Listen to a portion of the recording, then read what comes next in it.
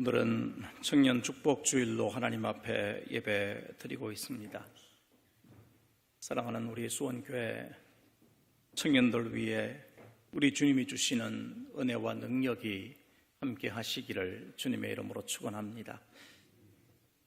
오늘 이 시대를 청년으로 살아간다는 것은 참으로 힘든 일입니다.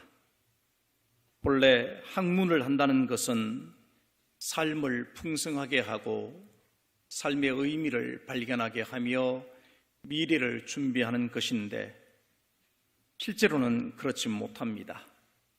경쟁으로 일관된 청소년기를 보내야 하고 취업이라고 하는 새로운 벽을 넘어서기 위해서 무엇을 배워야만 하는 그런 시기가 되어버렸습니다. 인생의 깊은 의미와 삶의 가치에 대해 깊이 고민할 틈도 없이 우리 청년들은 성인의 시대에 들어가 버리게 됩니다. 이것이 오늘 우리 청년들의 현실입니다. 그렇지만 오늘 하루만이라도 하나님의 말씀 앞에 서서 참 생명의 의미를 생각하고 결단하는 시간이 될 수 있기를 바랍니다. 전도서 12장 1절은 이렇게 우리에게 말씀을 하시죠. 너는 청년의 때에 너의 창조주를 기억하라. 곧 곤고한 날이 이르기 전에 나는 아무 낙이 없다고 할 해들이 가깝기 전에. 전도서 기자는 인생에 있어서 가장 소중한 것은 인생을 창조하신 하나님을 아는 것이다, 이렇게 말씀을 하십니다. 시편 119편 9절은 혈기와 힘이 우선되는 청년의 시기를 바르게 살아가는 비결에 대해서 말씀해 주십니다. 청년이 무엇으로 그의 행실을 깨끗하게 하리이까? 주의 말씀만 지킬 따름이니이다. 하나님의 말씀을 따라 살아갈 때 청년의 삶은 이름 그대로 푸름을 지켜내는 삶이 된다는 말씀입니다. 모든 세대에 걸쳐서 신앙인이든 비신앙인이든 가장 많이 인용한 하나님의 말씀이 있다면 바로 오늘 본문 32절의 말씀입니다. 진리를 알지니 진리가 너희를 자유롭게 하리라. 우리는 이 말씀을 읽을 때마다 몇 가지를 생각하게 됩니다. 진리가 무엇일까? 자유는 또 무엇일까? 무엇으로부터 자유인가? 하는 그런 생각을 하게 되죠. 오늘 본문의 말씀을 보면 평소와는 좀 다릅니다. 평소에는 예수님을 대적하는 사람들 혹은 예수님을 공경에 빠뜨리려고 하는 사람들이 주님과 대화를 하고 있지만 오늘 본문에서는 그렇게 말하지 않습니다. 주님은 자기를 믿은 유대인들과 이야기를 하고 있습니다. 이들은 예수님을 믿는 유대인들이었습니다. 그런데 이들은 주님을 따르면서도 참 진리가 무엇인지, 주님을 믿고 따른다는 것의 의미가 무엇인지 잘 알지 못했던 것 같습니다. 주님은 그들에게 이렇게 말씀을 하십니다. 너희가 내 말에 거하면 참으로 내 제자가 되고 진리를 알지니 진리가 너희를 자유롭게 하리라. 그런데 33절을 보면 이런 주님의 말씀을 듣고 있던 유대인들이 발끈하고 있습니다. 무엇보다 자신들은 남의 종이 된 적이 없는데 어찌해서 자유롭게 되리라고 말하느냐라고 반응하고 있습니다. 바로 이 부분에서 주님의 생각과 유대인들의 생각이 차이를 보이고 있습니다. 이에 대해서 주님은 무엇보다 죄의 문제를 말씀하십니다. 유대인들은 스스로 자유롭다고 생각하고 있지만 주님은 죄로부터 자유롭지 못한 그들의 모습을 지적하고 있습니다. 그리고 죄를 범하는 자는 죄의 종이기에 영원한 집에 거하지 못하게 되겠지만 아들은 영원히 거한다고 하시면서 아들이 너희를 자유롭게 한다면 너희도 참으로 자유로울 것이다, 이렇게 말씀을 하셨습니다. 오늘 본문에서 주님께서 유대인들과 나눈 대화를 통해 우리에게 주시는 복음은 무엇입니까? 첫째는 스스로 자유롭다고 말하는 유대인들입니다. 유대인들은 자신들이 아브라함의 자손이며 남의 종이 된 적이 없으니 이미 자유롭다고 말합니다. 여러분, 그런데 정말 유대인들이 자유로운 사람들입니까? 그렇지 않았습니다. 그들 스스로가 깨닫지 못해서 그런 것이지 실상은 여러 가지 일들에 묶여있는 사람들이 유대인들이었습니다. 우리가 아브라함의 자손이라 남의 종이 된 적이 없다, 그렇게 말하고 있지만 정말 그렇습니까? 이스라엘 민족은 이미 애굽에서 430년 동안이나 종살이를 했습니다. 적어도 사사시대를 지나면서 7번 이상이나 주변 나라에 의해서 점령을 당하고 그들에게 억눌려 살았습니다. 그리고 바빌론 포로로 잡혀가서 70년이나 포로 생활을 했습니다. 그리고 지금 주님과 대화하는 그 시간, 그 시대는 어떤 시대입니까? 로마라고 하는 엄청난 강대국에 의해서 식민지로 살아가고 있는 때였습니다. 어찌 보면 그들은 자유로울 때보다도 남들의 힘에 의해서 종이 된 적이 훨씬 많았던 사람들이 유대인들입니다. 그런데 조금 더 생각을 해보면 이들은 더 큰 무지에 묶여 있습니다. 그들은 율법을 잘 알고 있었습니다. 그리고 그 율법이 모든 것의 중심이라고 믿었습니다. 율법만 잘 지키면 하나님의 나라의 백성이 될 것이고 참 구원에 이를 것이라고 여겼습니다. 그래서 안식일을 지키고 일주일에 2번은 금식하고 구제에 각종 율법 조항과 조상들로부터 지켜오던 관습들을 잘 지켰습니다. 그러나 주님은 이들이 이 율법에 묶여서 참된 것을 보지 못하는 것이 문제다, 이렇게 지적을 하시고 있습니다. 그 예가 마태복음 19장에 나오죠. 마태복음 19장 6절 이하를 보면 어떤 청년이 주님을 찾아와서 이렇게 묻습니다. 선생님이요, 내가 무슨 선한 일을 하여야 영생을 얻을 수 있겠습니까? 이렇게 물었습니다. 이에 주님은 계명들을 지키라 라고 하시면서 10계명과 더불어서 이웃 사랑의 계명을 말씀하셨습니다. 이에 청년은 이와 같은 것들은 어릴 때부터 다 지켜왔습니다. 이 청년은 그야말로 율법이 요구하는 조건들을 잘 지켜온 것임에 틀림이 없어 보입니다. 그런데 주님은 그에게 뭐라고 말씀하십니까? 내 소유를 팔아서 가난한 자들에게 주고 그리고 와서 나를 따르라, 이렇게 말씀을 하시니까 그 청년은 재물이 많은 고로 근심하며 돌아갔다, 이렇게 말씀하고 있습니다. 그 청년은 지금 율법과 무지에 빠져 있습니다. 영생을 얻는 일을 일종의 공로와 연결시키고 있는 것이죠. 그래서 무슨 선한 일을 하는 것이 영생을 위한 기본 전제라고 생각합니다. 그리고 율법이 정해놓은 규정만 잘 지킨다면 영생을 얻을 수 있을 것이라고 하는 자기 의에 빠져 있는 사람입니다. 그런데 정작 율법의 정신인 이웃 사랑의 문제에 직면하자 그는 근심에 빠집니다. 그는 무엇보다 물질에 얽매여 있는 자신의 모습을 드러내고 맙니다. 물질에 대한 근심 때문에 율법의 참 정신인 이웃을 사랑하는 일과 주님을 따르는 일을 포기하고 있습니다. 주님은 지금 주님의 말씀을 듣고 있는 유대인들에게 죄의 문제에 대해서 분명하게 지적하고 계십니다. 유대인들은 죄책감에서 자유를 얻는 것이면 된다고 생각을 했습니다. 그래서 혹시 죄를 짓게 되면 그 죄책감을 벗어나기 위해서 하나님께 속죄의 제물을 드림으로써 죄책감에서 자유한다고 여겼습니다. 그러나 주님의 말씀은 죄책감이 아닙니다.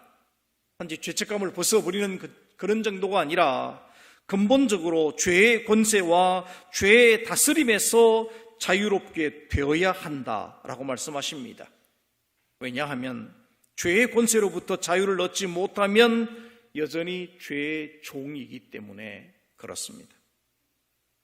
주님과 대화를 나누고 있는 이 유대인들은 율법과 관례를 지키고 있으니 스스로 자유롭다고 여기고 있지만 이들은 진리를 알지 못하는 무지로 인해서 여전히 자유롭지 못한 상태에 놓였습니다.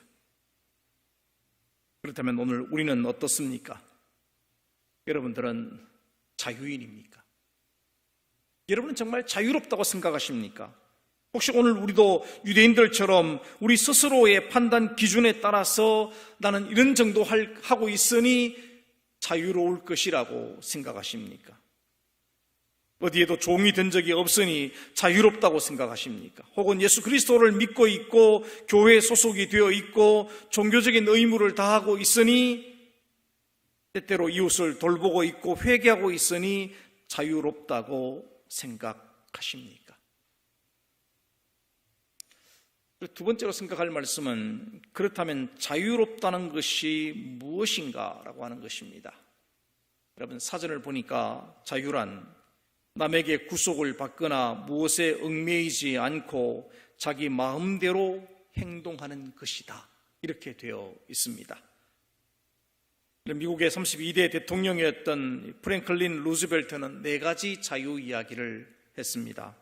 말과 표현의 자유, 하나님께 대한 예배의 자유, 빈궁으로부터의 자유, 모든 공포로부터의 자유. 이런 자유를 얻어야 자유로운 것이다. 그렇게 말을 했습니다.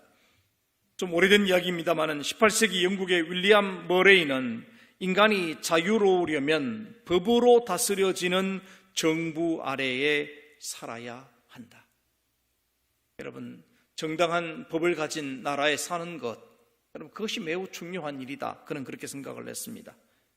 종교 철학자였던 에밀 브루너는 자유를 구속하는 죄가 있는 한 억압은 반복되고 자유는 없다, 이렇게 말을 했습니다. 이 죄의 문제를 해결하지 않으면 인간은 자유로워질 수 없다라고 하는 것이지요. 여러분, 인간은 자유를 추구해 왔습니다. 왜 자유를 추구합니까? 그것은 하나님께서 우리 인간에게 주신 인간의 본질이기 때문에 그렇습니다. 성경에서 말하는 자유의 의미는 구원입니다. 회복입니다. 하나님이 주신 참된 인격을 회복하고 진정한 기쁨과 행복을 누리는 것, 그것이 자유입니다. 그런데 진정한 자유를 얻었다는 것이 그 무엇에도 얽매이지 않는 것을 의미하지는 않습니다.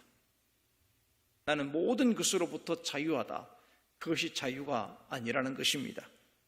주님은 적어도 이렇게 말씀하십니다. 진리를 알지니 진리가 너희를 자유롭게 하리라. 다시 말하면 진정한 자유는 진리 안에서 이루어진다는 말씀입니다. 그러므로 진리 안에 있을 때, 그 진리를 따라 살아갈 때 참된 자유를 얻을 수가 있는 것입니다. 한 200년 전의 이야기입니다. 영국에서 자유를 갈망하던 사람들이 플래처 크리스찬이라는 지도자를 단장으로 해서 바운티라고 하는 단체를 만들었습니다. 그리고 이 단체에 속한 모든 가족들을 끌고 남태평양에 있는 피트건이라는 섬으로 가서 인디언들을 설득해서 자유로운 그런 섬나라를 만들어 보자, 그렇게 하고는 공동사회를 만들었습니다. 참 자유롭게 살았습니다. 근데 이 실험은 9년을 넘기지 못하고 실패하고 말았습니다. 여러 가지 나름대로 자유로운 방식과 자유로운 생각 속에서 삶을 시작했지만 9년이 지나가는 동안에 이미 일반적인 사회에서 나타나는 모든 사건들이 발생했습니다. 12건의 살인사건이 발생을 했고, 폭력과 성도덕의 문제가 나타났고, 알코올 중독 등의 일들이 발생하고 말았습니다. 결국 그 단체를 이끌었던 지도자 플래처 크리스천은 스스로 목숨을 끊고 말았습니다. 그들 중에 한 사람이 존 아담스라고 하는 사람은 영국으로 돌아가기로 마음을 먹었습니다. 이곳은 더 이상 천국이 아니라는 것이죠. 자유로운 곳이 아니다. 영국으로 돌아가야 되겠다. 그리고는 이제 짐들을 정리하기 시작을 했습니다. 짐들을 정리하다가 오랫동안 펼쳐보지 않았던, 무려 9년 동안 그냥 가방 속에만 있었던 성경책을 발견했습니다. 그리고 성경을 읽기 시작을 했습니다. 2달 후에 배가 오게 되는데 그 2달 동안 그는 성경을 열심히 읽었습니다. 그러면서 예수 그리스도를 발견하고 그는 새로운 삶의 원리를 깨닫게 되었습니다. 그는 영국으로 돌아가지 않고 이 피트건 섬의 전도자가 되었습니다. 그리고 사람들에게 복음을 전하기 시작을 했습니다. 영국 사람들이 와서 자유로운 삶을 살자고 이야기했지만 그곳은 불의하고 부정하고 정말 알코올 중독과 같은 어려운 그런 사회가 되었지만 아담스가 복음을 전하기 시작하자 이 섬은 달라졌습니다. 그야말로 복음으로 인해서 그 섬은 살기 좋은 그런 섬으로 변했다라고 하는 것이죠. 여러분, 참 자유는 진리 안에 있습니다. 그러므로 시편 19편 7절과 8절은 이렇게 말씀을 하십니다.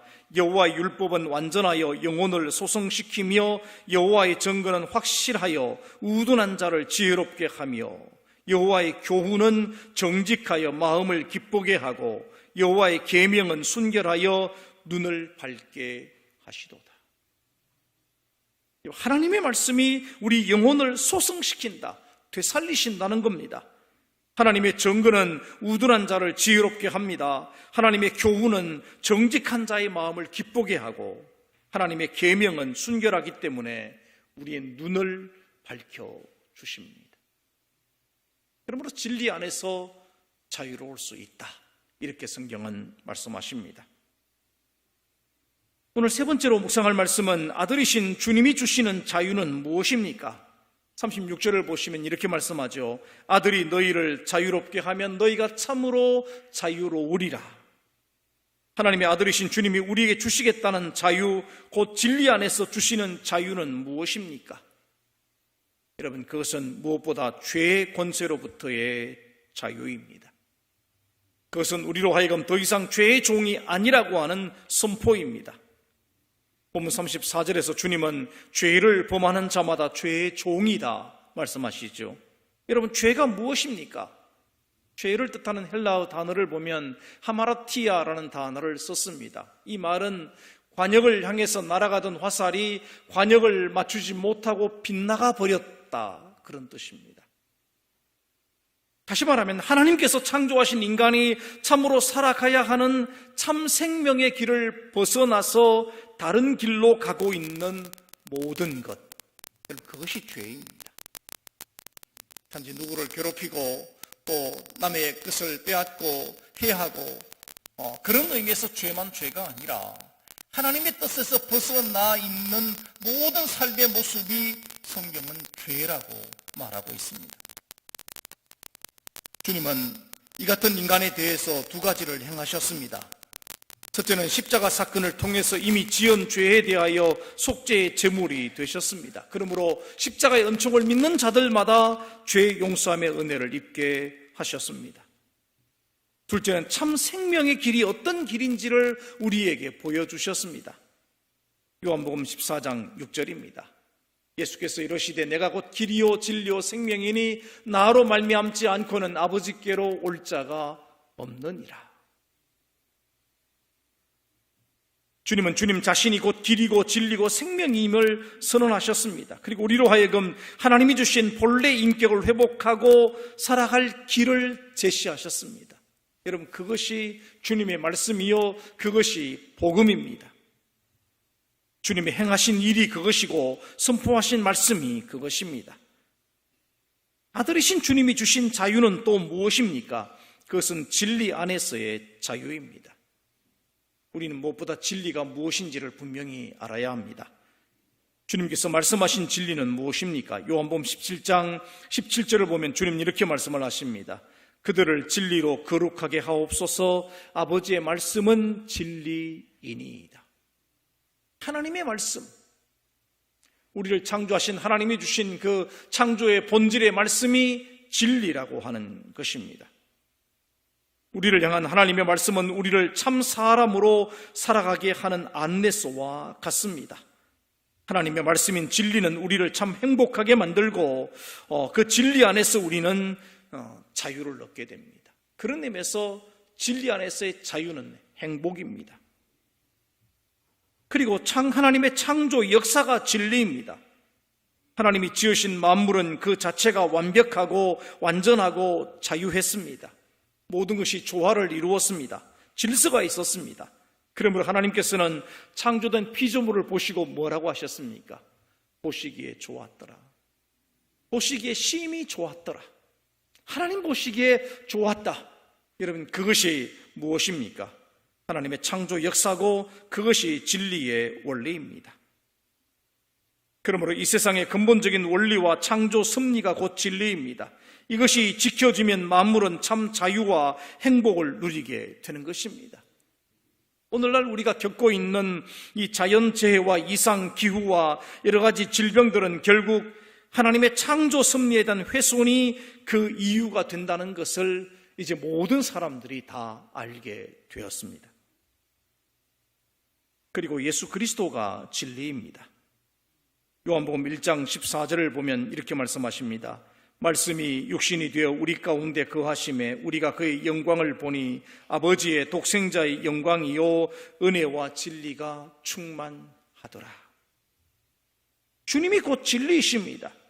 그러므로 우리에게 참 자유를 주실 수가 있으십니다. 본문 31절을 보면 이렇게 말씀하죠. 너희가 내 말에 거하면 참으로 내 제자가 되고 진리를 알지니 진리가 너희를 자유롭게 하리라. 우리는 이 진리 안에서 참 자유를 얻습니다. 진리 안에서의 자유는 아무런 대가 없이 주는 것은 결코 아닙니다. 진리신 예수 그리스도를 아는 것과 진리를 바르게 알고 진리를 따른다는 것은 현재의 삶에 대한 희생을 각오해야만 하는 것입니다.